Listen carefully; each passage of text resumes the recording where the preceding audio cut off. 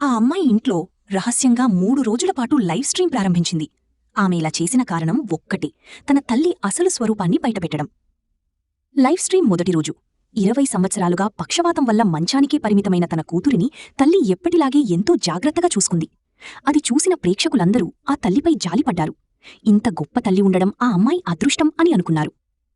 రెండో రోజు ఒక రిపోర్టర్ ఆ అమ్మాయికి ఫోన్ చేసి కోపంగా మందలించాడు. నీ తల్లిని ఇలా ఎందుకు అవమానిస్తున్నావు అని అడిగాడు. కాని ఆ అమ్మాయి ప్రశాంతంగా, ఇంకా ఒక్కరోజు మాత్రమే మిగిలింది, అప్పుడు అందరికీ నిజం తెలుస్తుంది అని చెప్పింది. ఇప్పుడు లైవ్ స్ట్రీమ్ 3వ రోజుకు చేరుకుంది. ఆ రోజు కూడా తల్లి ఎప్పటిలాగే తన కూతురిని చూసుకుంది. ఎంతో ప్రేమగా ఆమె కాళ్లకు మసాజ్ చేసింది, స్వయంగా ఆహారం తినిపించింది. తరువాత జుట్టు దువ్వుతుండగా అకస్మాత్తుగా ఆమెకొక రహస్యమైన ఫోన్ కాల్ వచ్చింది. ఆ కాల్ వచ్చిన వెంటనే ఆమె ముఖం ఒక్కసారిగా భయంకరంగా మారిపోయింది. తరువాత కూతురివైపు చూస్తూ, సమయం దాదాపు అయిపోయింది అని చెప్పింది. ఆ మాటలు చెప్పిన వెంటనే ఎవ్వరూ ఊహించని పనిచేసింది. కూతురి వస్తువులన్నింటినీ త్వరగా సర్దడం ప్రారంభించింది. అప్పుడే తండ్రి ఇంటికి వచ్చాడు. అతను తన కూతురితో, నేను ఆ $10 మిలియన్ జూదంలో పోగొట్టుకున్నాను, ఈ ఇంటిని కూడా అమ్మేశాను, మనమిక ఇక్కడ ఉండలేం అని చెప్పాడు. అది విన్న అమ్మాయి మాత్రం చిరునవ్వుతో, పర్లేదు అని చెప్పింది. లైవ్ చూస్తున్న ప్రేక్షకులందరూ తీవ్ర కోపంతో మండిపడ్డారు. ఇంత దారుణమైన పరిస్థితిలో ఉన్నప్పటికీ నువ్వు ఇంకా ఇలాంటి క్రూరమైన తండ్రిని ఎందుకు సమర్థిస్తున్నావు అంటూ ఆమెను దూషించారు.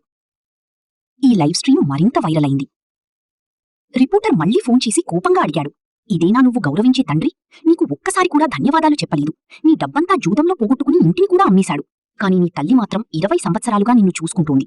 నువ్వు ఎంత చల్లగా ప్రవర్తించినా ఆమె మాత్రం నిన్ను ఎప్పుడూ వదిలిపెట్టలేదు. అతను కోపంగా, అలాంటి తల్లిని నువ్వు ఎందుకు ఇంత క్రూరంగా చూస్తున్నావు అని అడిగాడు. టికీ రిపోర్టర్ ఇంట్లోకి పరుగెత్తుకుంటూ వచ్చి తల్లిని ఆస్పత్రికి తీసుకెళ్లాడు. కాని ఆ అమ్మాయి మాత్రం ఇంకా చల్లగానే ప్రవర్తించింది. చివరకు డాక్టర్ ఒక భయంకరమైన నిజం చెప్పాడు.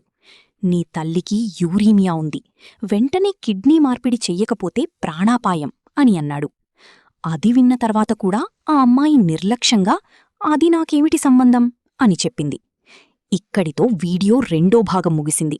3వ భాగంలో అసలు నిజం బయటపడబోతోంది.